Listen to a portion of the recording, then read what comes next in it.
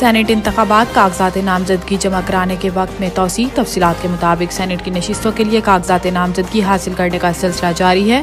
उम्मीदवारों की सहूलत के लिए कागजात नामजदगी जमा कराने के वक्त में तौसी कर दी गई।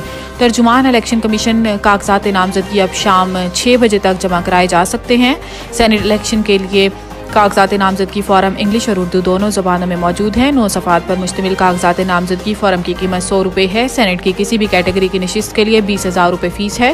फॉर्म में तजवीज़ कुनिंदा और दायद कुनिंदा की भी मालूमात फराहम करना ज़रूरी है। फॉर्म के साथ उम्मीदवार को सियासी जमात का बयान हल्फी और इकरारनामा भी देना होगा। कागजात नामजदगी फॉर्म में उम्मीदवार की जानिब से ख़त्म नबूवत का हलफनामा भी शामिल है। उम्मीदवारों को अपने बैंक अकाउंट और अहल खाना के असासों की तफसीलात भी देना होगी।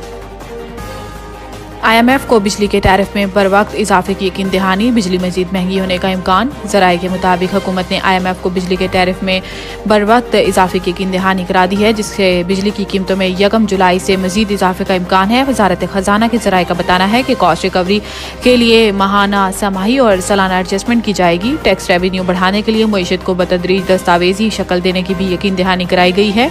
ज़राए के मुताबिक IMF ने BISP के तहत मुस्तहकीन का तहफ़्फ़ुज़ यकीनी बनाने पर जोर दिया और हुकूमत की जानिब से BISP मुस्तहकीन की तादाद जून तक मजीद बढ़ाने की यकीन दहानी कराई गई है। ज़राए का कहना है कि मुआशी इस्तेहकाम के तसलसल के लिए ज़रूरी इस्लाहात जारी रखने पर जोर दिया गया है और IMF ने सख्त monetary policy, market based exchange rate की पॉलिसी बरकरार रखने का मुतालबा किया है।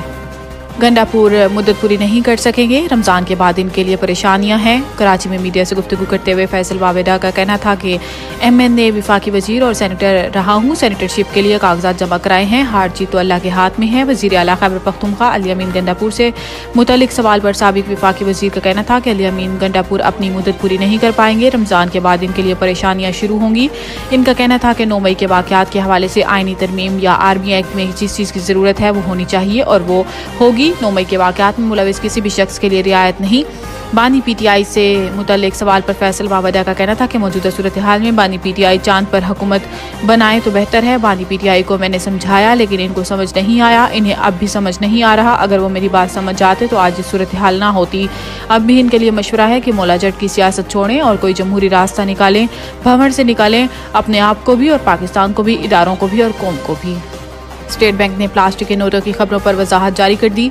स्टेट बैंक की जानिब से जारी एलामिया में प्लास्टिक के नोट जारी करने की खबरों की तरदीद कर दी गई है। स्टेट बैंक हुकाम ने गुज़िश्ता चंद रोज से सोशल मीडिया पर चलने वाले नए पॉलीमर नोट, प्लास्टिक नोट जारी करने की खबरों को बेबुनियाद करार दे दिया और कहा है कि नोटों को पॉलीमर करने का कोई मंसूबा या तजवीज़ ज़ेरे गौर नहीं। वाज़ेह है कि गुज़िश्ता रोज़ जाली करेंसी की रोकथाम के लिए नए प्लास्टिक नोट जारी करने और इस हवाले से IMF वफ़द को ब्रीफिंग देने की खबरें सामने आई थीं।